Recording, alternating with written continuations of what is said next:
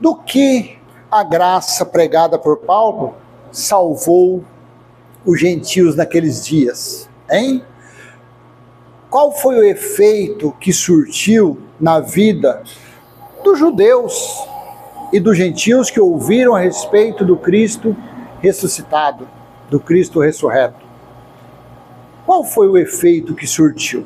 Veja, Efésios capítulo 2, versículo do 1 em diante, no texto da Almeida Revista Atualizada. Ele nos deu vida, estando vós mortos nos vossos delitos e pecados, nos quais andastes outrora, segundo o curso deste mundo, segundo o príncipe da potestade do ar, do espírito que agora atua nos filhos da desobediência, entre os quais também todos nós andamos outrora, segundo as inclinações da nossa carne, fazendo a vontade da carne e dos pensamentos. E éramos, por natureza, filhos da ira, como também os demais.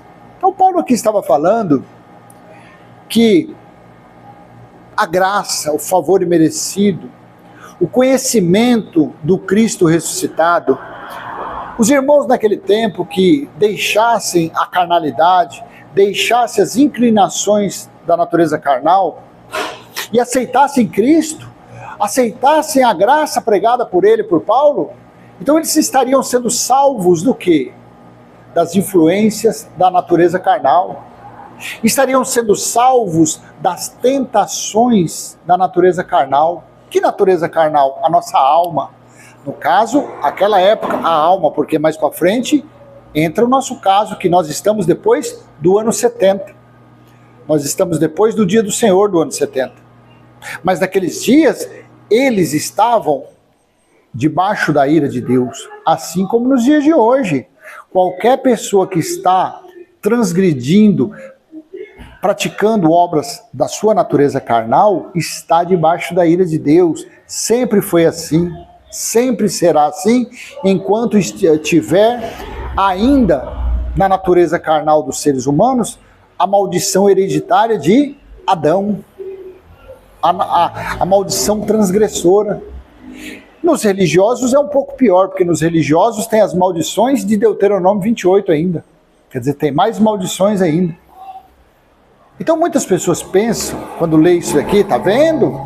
Nós fomos salvos de Satanás, nós fomos salvos da pombagira, tranca-rua. Não, não. Simplesmente esses 3 versículos, e Paulo está mostrando aqui que os irmãos daqueles dias estavam salvos porque eles estavam conhecendo Cristo. Nos nossos dias, você conhecendo o Evangelho eterno, você está sendo salvo de quem? Da religião. Você está sendo salvo da escravidão religiosa, das algemas religiosas. Simplesmente isso. Não é, isso daqui não se refere à salvação. A pessoa fala assim, não, olha, agora eu aceitei Jesus, agora eu sou religioso, agora eu estou numa chamada igreja, agora eu estou no Evangelho eterno, agora eu vou ser salvo eternamente. Não. Porque o que pertence a Deus é o nosso espírito. O nosso espírito é filho de Deus. E ele veio do reino espiritual e ele voltará intacto, perfeito, imaculado. A nossa natureza carnal não tem salvação. Vai para a sepultura. A consciência dessa natureza carnal, chamada alma, ela sim, quando você está na transgressão, quando você está na religião, porque um religioso para uma prostituta, para um ladrão, para um mentiroso, a diferença é nenhuma. Só muda os adjetivos, mas todos estão debaixo da ira de Deus, todos estão na desobediência, todos estão na carnalidade. Então quando você aceita o Evangelho eterno, você reconhece Apocalipse 21:3, que o templo de Deus é espiritual, o templo de Deus está nos homens, está em nós, onde o próprio Deus está, pronto. Isso é o suficiente para te salvar da religião e salvar você das suas transgressões, ou talvez diminuir as suas transgressões. Acabou. A sua consciência. Então o seu entendimento, o seu coração. Não questão de salvação, eu vou ser salvo porque essa salvação se refere a ter vida eterna, nada disso. O nosso espírito veio salvo e volta salvo. Versículo 4. Mas Deus, sendo rico em misericórdia, por causa do grande amor com que nos amou, e estando nós mortos em nossos delitos, nos deu vida juntamente com Cristo, pela graça. Olha aqui, pela graça sois salvos. E juntamente com Ele nos ressuscitou e nos fez assentar nos lugares celestiais em Cristo Jesus. Paulo estava falando justamente isso. Quando os irmãos aceitassem, quando os irmãos começassem a viver o Cristo ressuscitado, não dízimo, batismo, nada disso, o Cristo ressuscitado, uma novidade de vida, eles já estavam salvos. Volto a falar, das inclinações dos desejos carnais, somente isso.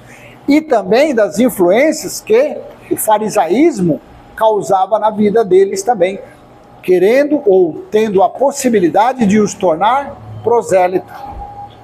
Versículo 7, para mostrar, olha aqui, para mostrar nos séculos vindouros, olha aqui que entra o evangelho eterno. É nesse versículo 7 que os que estão se reunindo como igreja, porque eles dizem que ainda estão na graça eterna, há quase 2000 anos, acabou esse favor imerecido. A graça eterna acabou, porque aí o que foi estabelecido foi o evangelho eterno, diferentemente. O evangelho significa o reino de Deus estabelecido. Aqui era um favor imerecido, porque o reino de Deus não havia sido estabelecido ainda. No juízo do ano 70, sim, quando foi tocada a 7ª e última trombeta, foi estabelecido o evangelho eterno. Então aqui no versículo 7 a pessoa se perde. Ela fala, tá vendo? Aqui está falando que a graça é pelos séculos vindouros, ou seja, pelas gerações vindouras daqueles dias.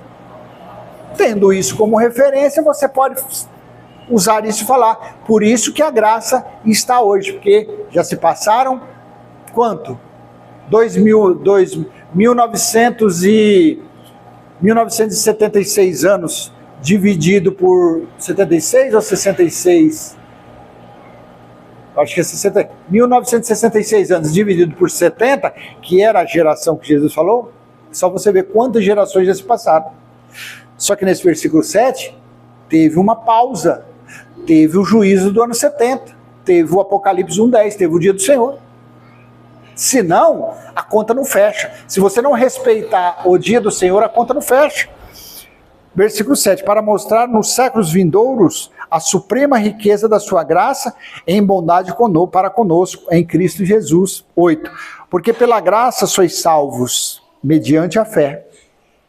E isto não vem de vós, é dom de Deus, não de obras, para que ninguém se glorie. Versículo 10, pois somos feitura dele, criados em Cristo Jesus para boas obras, as quais Deus de antemão preparou para que andássemos nelas. Então nesse versículo 10 aqui já dá uma palhinha, pois somos feitura dele, criados em Cristo Jesus para boas obras, as quais Deus de antemão preparou para que andássemos nela. A natureza carnal? Claro que não.